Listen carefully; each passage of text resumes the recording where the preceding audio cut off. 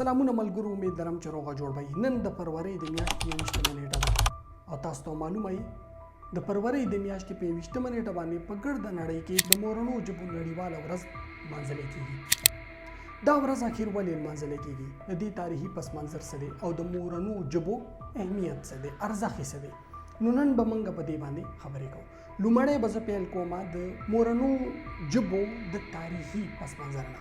هر کله چې پاکستان جوړ شو نو پاکستان په دوو حصو جوړ هیواد و. یو ته ویلی شو مشرق پاکستان او بل ته ویلی شو مغربي پاکستان. په مشرق پاکستان کې اکثریت بنګالیان او دغسې د پاکستان اکثریتي خلک هم بنګالیان. د هغې ژبه په دواړو حصو کې اکثریتي ژبه وه. په مغربي پاکستان کې مختلف نسلونه، مختلف ګروپونه لکه پښتانه، پنجابیان، سرایکیان، سندیان، بلوچان او دغسې نور واړه لوی ګروپونه. ولې په مشرقي پاکستان کې بنګالي ژبه په اکثریت سره ویلی شوه، د هغې آبادي هم زیاته وه. دغسې د پاکستان د دواړو برخو اکثریتي ژبه هم بنګالي ژبه وه. هر څوک په مغربي پاکستان کې بنګالي نه شوه ویلی، خو د هغې اکثریت دورسې وه چې هغې اکثریتي ژبه وه. ملګرو، د مورنو ژبو د نړیوالې ورځ لمانځل دا رقمې نه پیل شوي دي، دغه خبره وروستو راځي. خو وړاندې به د دې تاریخي پس منظر ته ځو. هر کله چې د پاکستان تاریخي پس منظر ته ځو او دغه تاریخي پس منظر د کال 1948 نه شروع کېږي. د پاکستان بانی محمد علي جناح صاحب ژوندی و چې په پاکستان کې دننه په ژبو باندې لانجه شروع شوه. او هغه څنګه شروع شوه؟ هر کله چې په کال 1948 کې د پاکستان بانی محمد علي جناح صاحب بنګلاديش ته په دوره لاړو او هغه ته په ډاکا پوهنتون کې بنګالي طالب علمانو ته د انګلیش ژبه کې خطاب کولو، نو هغه بنګالیانو ته ویل چې د پاکستان قومي ژبه به اردو وي. Let me make it very clear to you, leave no doubt that the state language of Pakistan is going to be Urdu and no other language. دا تقریر په بنګالیانو باندې ډېر منفي اثر وکړ. بنګالیانو د هغې وخت نه دا فکر شروع کړو چې آخر منګه اکثریت یو، زمونږ ژبه په اکثریت کې ده، منګه څنګه اردو ژبه خپله کړو. هغې دغه تقریر د بنګالۍ ژبې په خلاف تقریر وبللو. هم د دغې نه بنګالي سټوډنټانو د خپلې ژبې د ژغورنې دپاره، د بچ کېدلو دپاره تحریک پیل کړو او دغه تحریک د کال 1952 پورې دوام لرلو. د فروری د میاشتې 21 نیټه کال 1952 مو چې د ډاکا پوهنتون طالب علمان راووتل چې دوی خپل ژبنی حق غواړي. په دغه جلوس باندې، په دغه مظاهره باندې د پاکستان د هغه وخت پولیسو بې تحاشا ګولې وچلولې، دوی په سلګونو باندې زخمیان کړو او په درزونو باندې شهیدان کړو. هم د دغه ځای نه د بنګلاديش د ازادۍ تحریک پیل شو.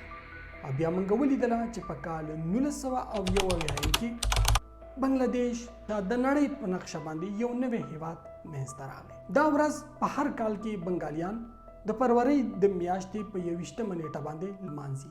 خو ولې دې ورځې هغه وخت نړیوال شکل اختیار کو کله چې د ملل متحده، د اقوام متحده یوې څانګې یونیسکو په کال 1999 کې فروری د میاشتې 21 نیټه د مورنو ژبو نړیواله ورځ وګرځوله او دا هغې هم د هغې بنګالیانو په یاد کې نړیواله ورځ ګرځوله کومو بنګالیانو چې د خپلې مورنۍ ژبې د ژوندي ساتلو دپاره په کال 1952 کې په ډاکا پوهنتون کې عظیم الشان قربانۍ ورکړې وي. نو دا د دې تاریخي پس منظر و. یونیسکو هر کال کوشش کوي چې په دنیا کې هغه ژبې ژوندۍ وساتي کومې ژبې چې په ختمېدو دي. ملګرو، په موجوده دنیا کې په زرګونو ژبې ویلی شي. په دې کې داسې ژبې هم شته چې هغه په ختمېدو دي. د هغې یو څو په شمېر ادیبان، دانشوران د هغې ژبو موجود دي او هغې شپه ورځ کوشش کوي چې خپلې ژبې بچ وساتي او بیرته یې را ژوندۍ کړي. په تېرو سلو کلونو کې داسې ژبې هم په دې دنیا کې وې چې هغه بالکل د ختمېدلو سره مخ وي، خو د هغې لیکوالانو او ادیبانو هغه ژبې را ژوندۍ کړې او خپلو قومونو ته یې ورکړي او نن هغه په دنیا کې پرمختللې ژبې دي. پښتو ژبه هم په دنیا کې په غټو ژبو کې شمار ده. د پښتو ژبې ویونکي نن د 80 میلیونه نه واله د 80 میلیونو پورې دي. په کار خدا و چې پښتو ژبه هم په دنیا کې د هغې ژبو په لیست کې شاملوي کومې چې په اکثریتي توګه په ټوله نړۍ کې ویلی کېږي. ولې پښتو نن په هغه لیست کې نه را شامله وجه څه ده ځکه چې دنیاوال سپیشلی یونیسکو هغه په دې باندې کوشش کوي فوکس کوي چې مورنۍ ژبه دې په اصلي حالت کې ویلی شي او په اصلي حالت کې دې دا ژوندی پاتې شي خو ولې د بده مرغه پښتو ژبه هغسې په اصلي حالت کې نه ده پاتې که څه هم پښتو ژبه په اصلي حالت کې پاتې ده د دې په میلیونو ویونکي هم دي خو ولې بیا هم دا د خطراتو سره مخ ده په دې باندې زه نن لږې خبرې تاسو ته کوم که چېرې موږ نن خپل ځوان نسل ته وګورو او په خاصه توګه د ښاریو خلکو ته وګورو نو د ښاریو خلک د بده مرغه لړل تپل کوي لکه مثلا موږ مور ته ممې وایو پلار ته ډیډي وایو دغه شان 400 موږ 420 وایو کال 2024 موږ 2024 وایو که چېرې ته نن د یو ځوان تعلیم یافته پښتون سره کښېنې او د هغه په مخ کې تا نن وي چې نن د فروری د میاشتې 21 نیټه کال 2024 دی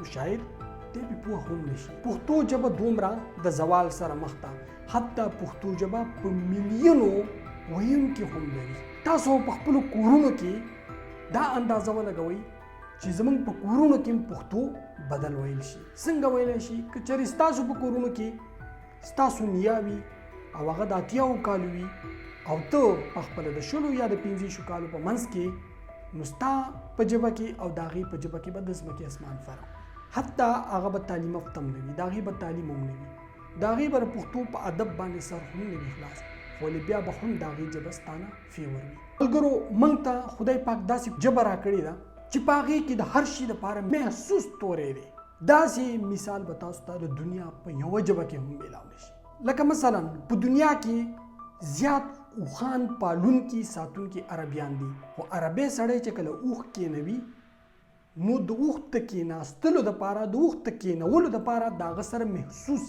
لفظ نشته چې هغه استعمال کړي اوښ کېنوي او که چېرې د ده په مقابله کې یو پښتون اوښ ساتي دی اوښ کېنوي کله دی خپل اوښ د مهار نه راکاږي او دی ورته وایي اوښ اوښ نو اوښ کېني دغه اوښ د اوښ د کېنولو دپاره محسوس لفظ دی موږ په کورونو کې چرګان ساتو که یوه چرګه ورانۍ کوي او په یو لوښي کې ودانګي او موږ دې چرګې ته ووایو چې کورې شه نو دغه چرګه نه کورې کېږي خو که موږ ورته وایو چې شی شه نو دا چرګه شی شي دا د هغې ځای نه لاړه شي دغسې د نړۍ نور قومونه هم چرګان ساتي خو چې کله هغه چرګان د یو ځای نه لرې کوي نو د هغې په ژبو کې د هغې دپاره محسوس لفظ نشته لکه کم لفظ چې په پښتو ژبه کې دی او هغه دی شیشه دغسې موږ که چیلي ساتو په خپل کور کې نو چې موږ چیلی راکاږو دغه بیزه راکاږو نو موږ ورته وایو کچیشه د دنیا نور قومونه هم بیزې ساتي چیلی ساتي خو هغې چې کله چیلی یا د کوټې نه بهر کوي وباسي یا یې بهر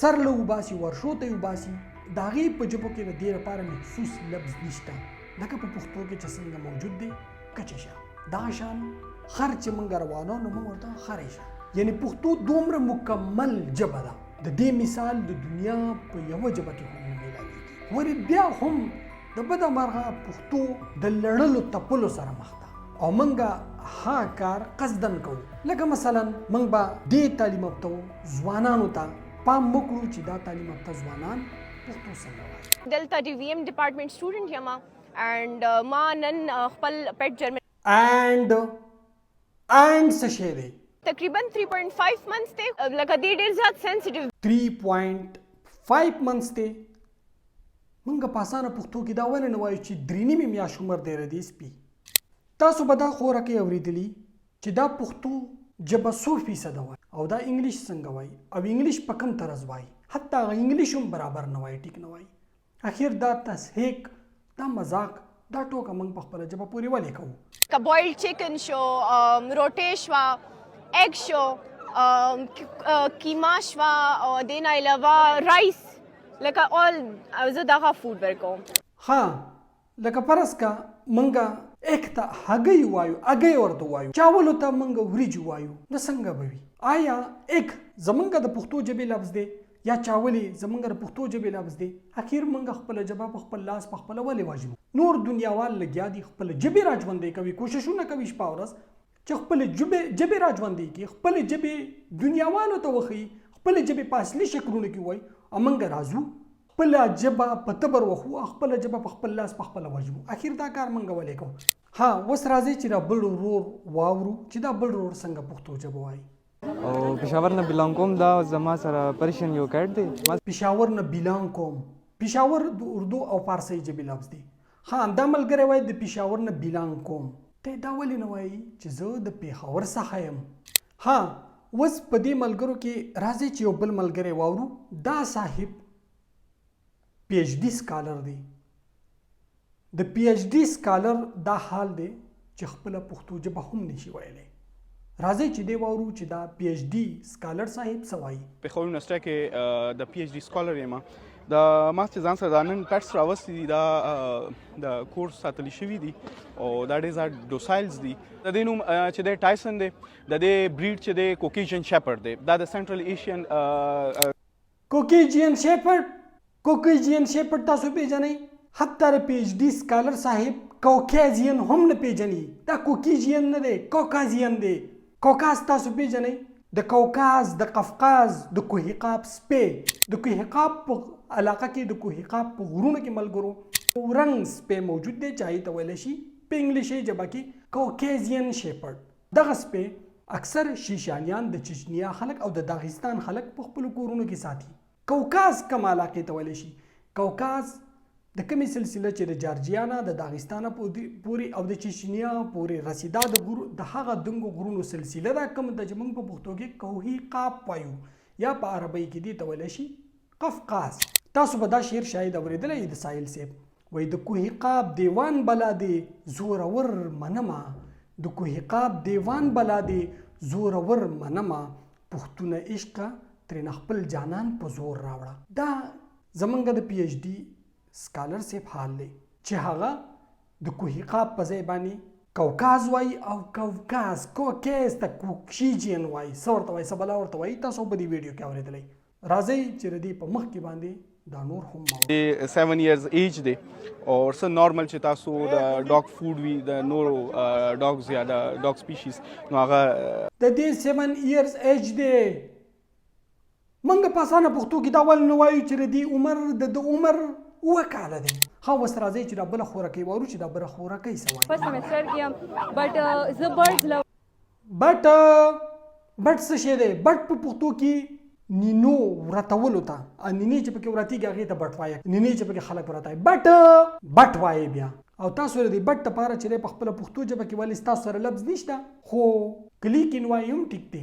نور کیټس وغیرہ مطلب پرشین کیټس ډاگس وغیرہ خسته دي هر څه خسته. پرشین کیٹس وغیرہ ڈوگز وغیرہ.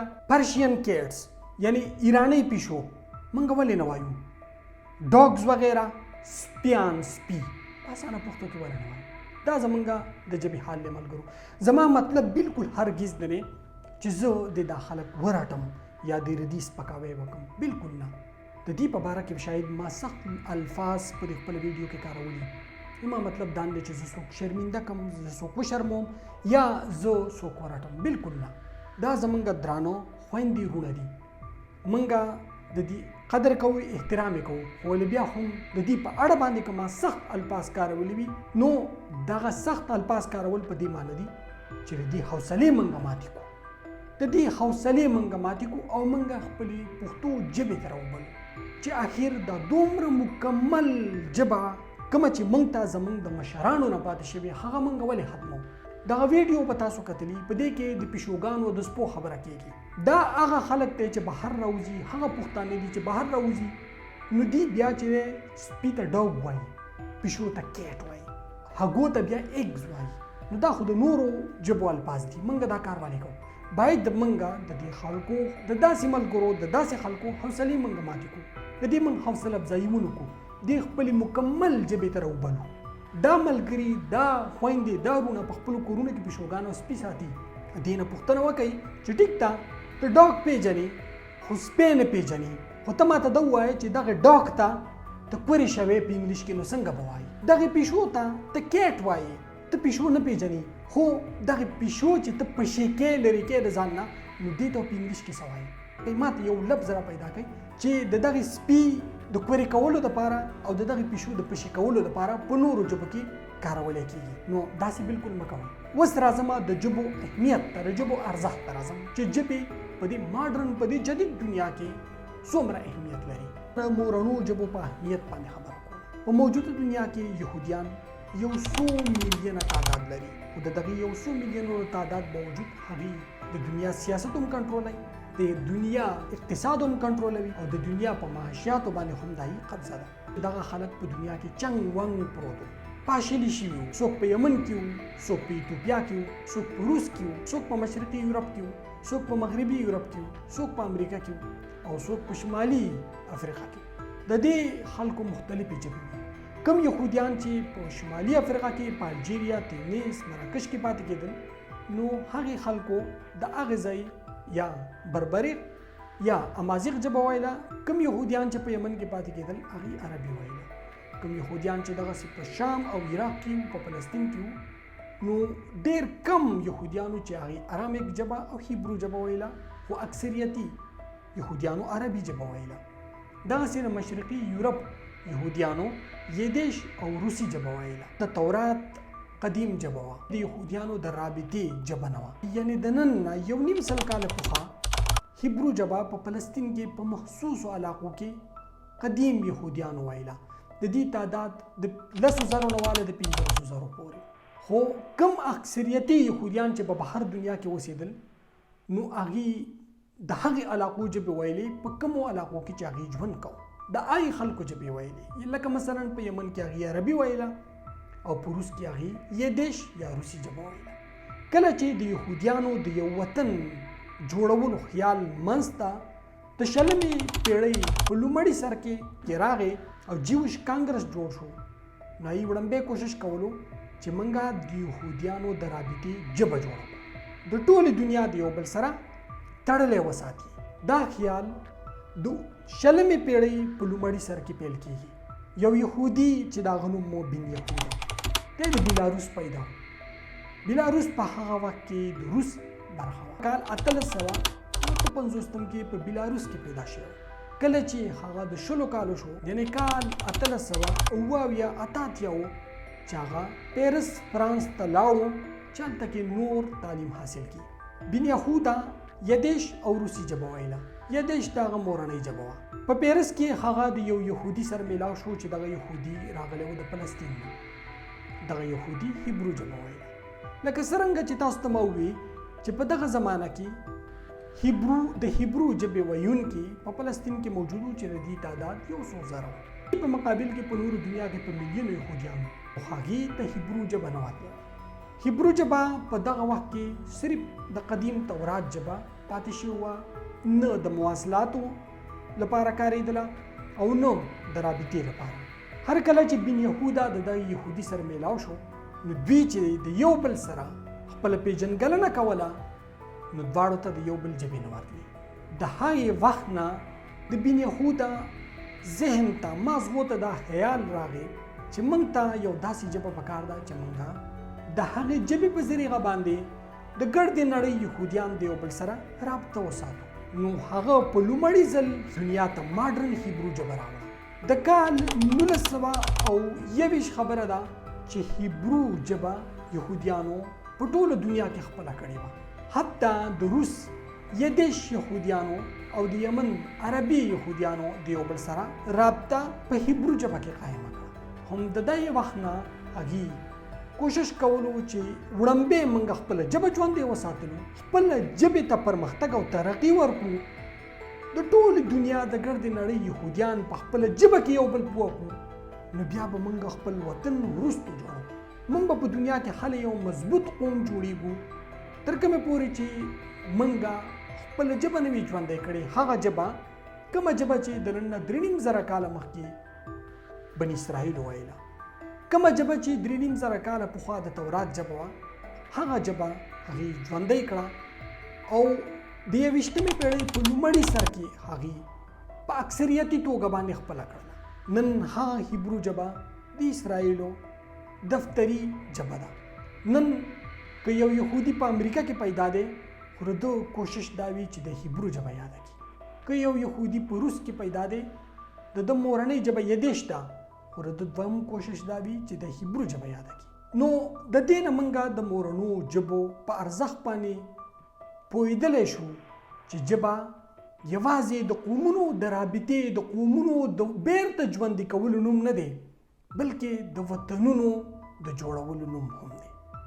راځئ چې موږ خپله ژبه پښتو ژبه په اصلي حال کې وایو، خپله پښتو ژبه را ژوندۍ کړو، خپل را روان نسل ته کره پښتو وکارو، خپله خاوره خپل وطن را جوړ کړو.